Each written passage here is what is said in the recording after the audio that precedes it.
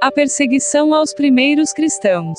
Cristo, nosso Senhor, no Evangelho de São Mateus, ao ouvir a confissão de Simão Pedro que, antes de todos os outros, abertamente o reconheceu como sendo o Filho de Deus, e pelo fato de perceber a mão secreta de seu Pai, chamou-o, numa alusão ao nome dele, de pedra, sobre a qual ele construiria a sua igreja tão forte que as portas do inferno não prevaleceriam contra ela. Nessas palavras há 3 pontos dignos de nota. Primeiro, que Cristo teria uma igreja neste mundo. Segundo, que essa igreja seria fortemente combatida, não apenas pelo mundo, mas também pelas forças e poderes supremos de todo o inferno. E terceiro, que essa igreja, apesar de todo o esforço do demônio e de toda a sua malícia, continuaria. A profecia de Cristo nós a vemos admiravelmente realizada, de tal modo que todo o percurso da Igreja até os dias de hoje pode parecer simplesmente a sua concretização. Primeiro, nem é preciso dizer que Cristo estabeleceu uma Igreja. Segundo, que exércitos de príncipes, reis, monarcas, governadores e dirigentes deste mundo, juntamente com seus súditos pública e privadamente com toda força e astúcia, voltaram-se contra essa igreja. E terceiro, como essa igreja, apesar de tudo isso, sempre resistiu e preservou o que é seu. As tormentas e tempestades por ela superadas formam um quadro admirável. A fim de apresentar esses fatos de modo mais evidente, eu preparei este livro de história com o objetivo de, primeiro, pôr em evidência as maravilhosas obras de Deus na sua Igreja para a sua glória, e, segundo, para que, mediante a continuação dos anais da Igreja publicados de tempos em tempos, mais conhecimento e experiência possam deles resultar, em proveito do leitor e da edificação da fé cristã. No início da pregação de Cristo e da chegada do Evangelho, quem senão os fariseus e escribas daquele povo que detinha a sua lei deveria tê-lo reconhecido e recebido.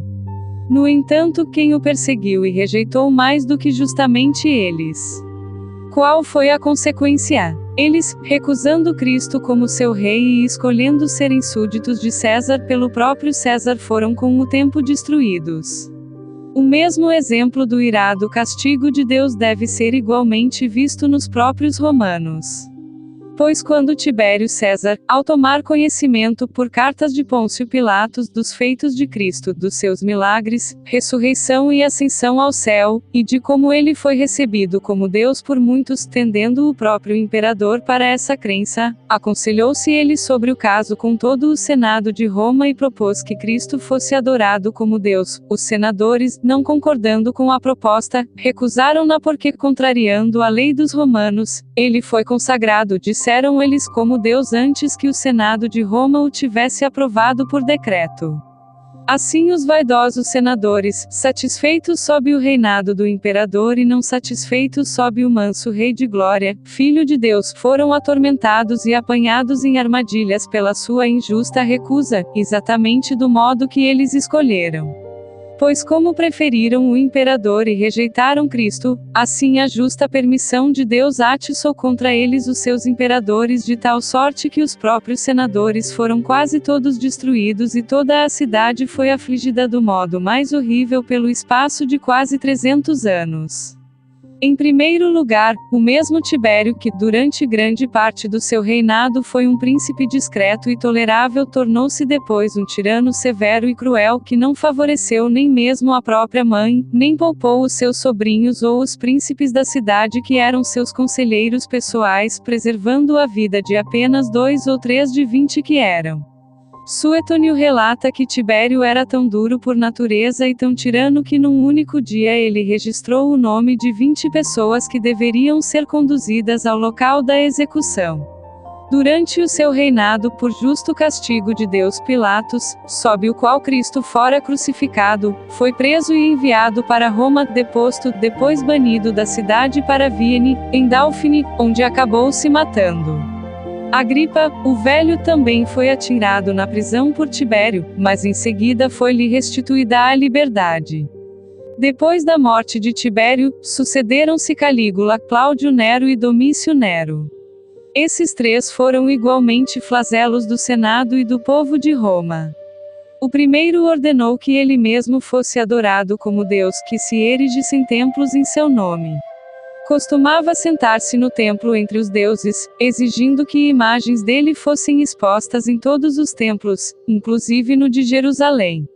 Tal fato causou grande confusão entre os judeus, e então a abominação da desolação de que se fala no Evangelho começou a se estabelecer no lugar santo.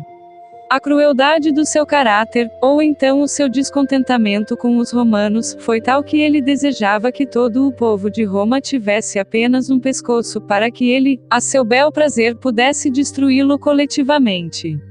Por esse mesmo Calígula, Herodes Antipas, que assassinou João Batista e condenou Cristo, foi condenado ao exílio perpétuo onde morreu miseravelmente. Também Caifás, que com malícia interrogou Cristo, foi na mesma época removido da sala do sumo sacerdote, e Jonatas tomou o seu lugar. A ferocidade descontrolada de Calígula não cessou, não foi extirpada pelas mãos do tribuno e de outros cavalheiros que o assassinaram no 4º ano do seu reinado.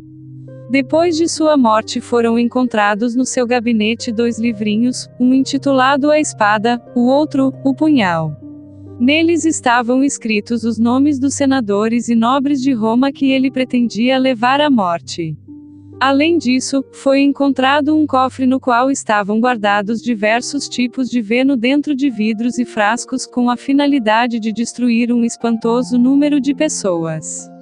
Mais tarde esses venenos, ao serem jogados ao mar, causaram uma grande mortandade de peixes. Mas aquilo que Calígula havia apenas concebido, isso mesmo puseram em prática os outros 2 imperadores que o sucederam, isto é Cláudio Nero, que reinou durante 13 anos com muita crueldade, mas especialmente o terceiro desses Neros, o chamado Domício Nero, que, sucedendo a Cláudio, reinou 14 anos com tal furor e tirania que assassinou a maioria dos senadores e destruiu toda a ordem da cavalaria de Roma. Tão prodigioso monstro da natureza era ele, mais parecendo um animal, ou melhor, um demônio do que um homem, que dava a impressão de ter nascido para a destruição da humanidade. Tal era a sua lamentável crueldade que o fez matar a própria mãe, o cunhado, a irmã, sua mulher e seus mestres, Sêneca e Lucano. Além disso, ordenou que Roma fosse incendiada em 12 pontos, e assim a cidade ardeu durante 6 dias e 7 noites, enquanto ele, para ter o exemplo de como queimar a Troia, cantava versos de Homero. Para livrar-se da infâmia desse feito, pôs a culpa nos homens cristãos e os fez perseguir.